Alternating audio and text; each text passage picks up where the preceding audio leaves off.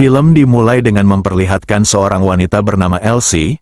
Semenjak kehilangan kedua orang tuanya yang telah lama meninggal, Elsie tinggal seorang diri. Untuk mencukupi kebutuhan sehari-harinya, Elsie bekerja sebagai tukang jahit di rumahnya.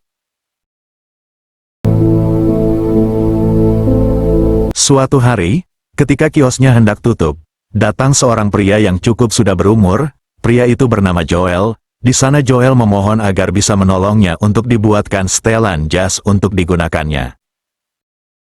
Karena merasa kasihan, Elsie pun menyetujuinya. Ia pun segera mengukur badan Joel agar pakaiannya bisa pas. Namun saat itu juga, Joel merasa ada sesuatu yang unik di diri Alice. Setelah pengukuran selesai, Joel pun segera pergi. Keesokan harinya, pemilik rumah bernama Betty mendatangi Elsie. Di sana Betty memperingatkan Elsie untuk segera pindah karena rumah itu akan dijual. Di sini pun diketahui, ternyata Elsie hanya mengontrak di rumah tersebut sudah cukup lama. Bahkan saat kedua orang tuanya masih hidup mereka sudah menempati rumah itu. Mendengar hal itu, Elsie jelas merasa tak terima karena rumah itu penuh dengan kenangan kedua orang tuanya. Mendengar hal itu, Betty pun menawarkan ke Elsie agar membeli rumah itu seharga 5 juta peso. Kalau tidak menyanggupinya, ia terpaksa akan menjualnya ke orang lain. Kehidupan yang sederhana membuat Elsie jelas tidak mampu untuk membeli rumah itu. Namun dengan ketenangan pikirannya, ia tetap berusaha mencari uang lebih giat mencari pelanggan agar mau menjahit di rumahnya. Suatu hari, Joel kembali mendatangi kios Elsie untuk mengambil pesanannya. Karena pesanannya sudah selesai, Joel pun segera akan mencoba pakaian tersebut. Namun saat di ruang fitting baju, Elsie tak sengaja melihat Joel. Entah apa yang ada di pikirannya, Elsie malah ikut membantunya, hingga akhirnya hal yang diharapkan pun terjadi. Semenjak saat itu, Joel yang merasa telah memiliki pujaan hatinya selalu berkunjung ke rumah Elsie. Di sana mereka terlihat bahagia satu sama lain, dan apa yang akan mereka lakukan pasti kalian sudah paham ya. Namun ada satu hal yang menjanggal di hati Joel, ia merasa Elsie memiliki beban pikiran yang disembunyikan. Saat itu Joel pun bertanya, ada apa gerangan? Elsie pun akhirnya berterus terang dia cukup kesulitan untuk mencari uang agar bisa membeli rumah itu. Mendengar hal itu, Joel yang sudah merasa jatuh cinta kepada Elsie akhirnya akan membiayai pembelian rumah itu. Mendengar hal itu, Elsie pun sangat berterima kasih. Singkat cerita, Elsie akhirnya bertemu Betty untuk memberi uang pembelian rumah itu. Ia pun meminta Betty untuk segera mengurus surat akta jual beli yang sah secepatnya.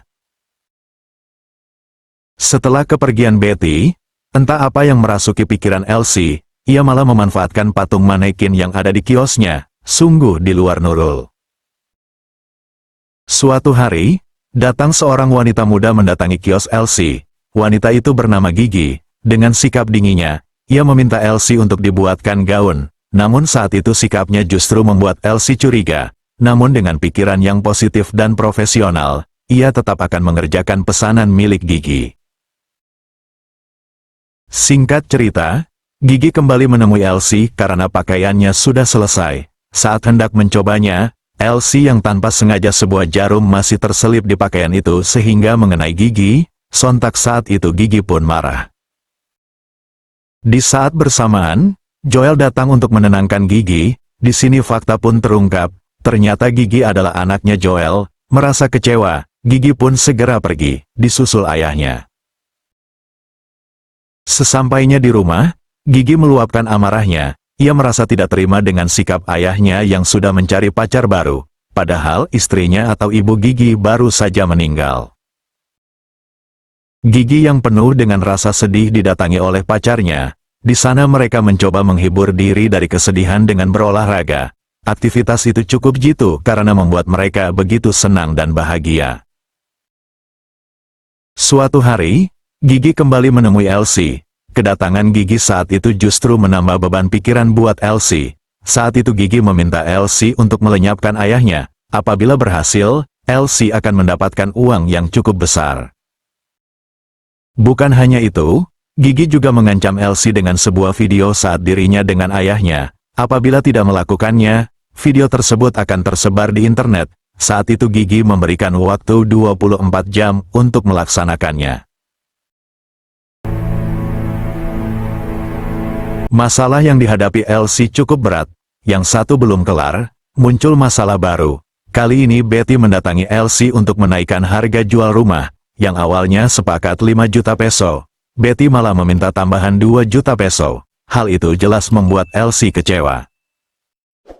Di saat bersamaan, Gigi mendengar percakapan mereka. Dengan kesempatan itu, Gigi mencoba merayu Elsie agar mau melakukan hal yang diinginkannya. Apabila berhasil, Elsie bisa membeli rumah tersebut. Namun kocaknya, Gigi memberitahu Elsie sebuah fakta yang mengejutkan. Ternyata Gigi bukan anak kandung Joel. Istrinya selama ini telah merahasiakannya, dan saat ini Gigi ingin Joel lenyap karena hanya ingin warisan ayahnya semata.